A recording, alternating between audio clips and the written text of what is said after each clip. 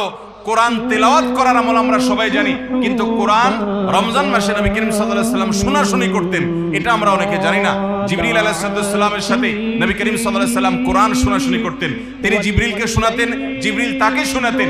এই জন্য রমজান মাসে আপনি কোরআন তেলাওয়াত করে আপনার স্ত্রীকে শোনান, স্ত্রী তেলাওয়াত করবে, আপনি শুনেন, আপনি অন্য কারোর সাথে এভাবে শোনাশুনি করেন, এইটাও রমজান মাসের বিশেষ গুরুত্বপূর্ণ আমল। সেই সাথে কোরআন বুঝে পড়া, কোরআনের ব্যাখ্যা জানার চেষ্টা করা, অর্থ সহকারে জানার চেষ্টা করা, কোরআনের কি আছে, আল্লাহ কি বলেছেন, সেই ইলমটা অর্জন করার এক বিরাট প্রয়োজনীয় সময় মুহূর্ত হলো রমজান মাস।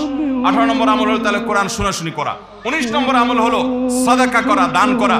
আমাদের প্রিয় নবী সাল্লাল্লাহু আলাইহি ওয়াসাল্লাম সম্পর্কে তার সহধর্মিণী উম্মুল মুমিনিন আয়েশা রাদিয়াল্লাহু তাআলা আনহা বলেছেন, নবী সাল্লাল্লাহু আলাইহি ওয়াসাল্লাম এমনিতেই দানশীল ছিলেন।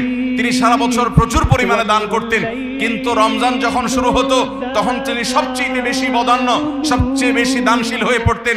তার দানশীলতা এত বেড়ে যেত যে মুক্ত বাতাস যেরকম সব জায়গায় পৌঁছে যায়, যে জায়গায় মানুষ চায় দরজা খুলে রাখে সেখানেও যায়, কোন একটা ফাঁক ফোকর পেলে সেই জায়গায়ও মুক্ত বাতাস প্রবেশ করে।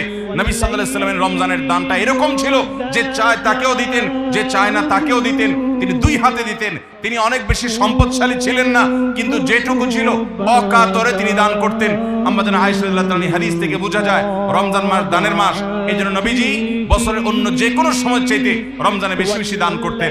আপনার আত্মীয় স্বজনকে দান করেন, রক্ত সম্পর্কে মানুষগুলোকে দান করেন, পাড়া প্রতিবেশীর অভাবী মানুষদেরকে দান করেন, চেনা অচেনা জানা অজানা সমস্ত মানুষকে আপনার সাধ্য অনুযায়ী আপনি দান করা শুরু করেন। এটা রমজান মাসের গুরুত্বপূর্ণ একটা আমল। এবং 19 নম্বর আমল দান করা।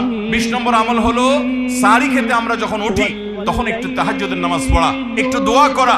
এই সুযোগটা 11 মাস আমাদের হয় না। তাহাজ্জুদের নামাজ এত গুরুত্বপূর্ণ যে কোরআনে কারিমে আল্লাহ রাব্বুল আলামিন এই নফল আমলের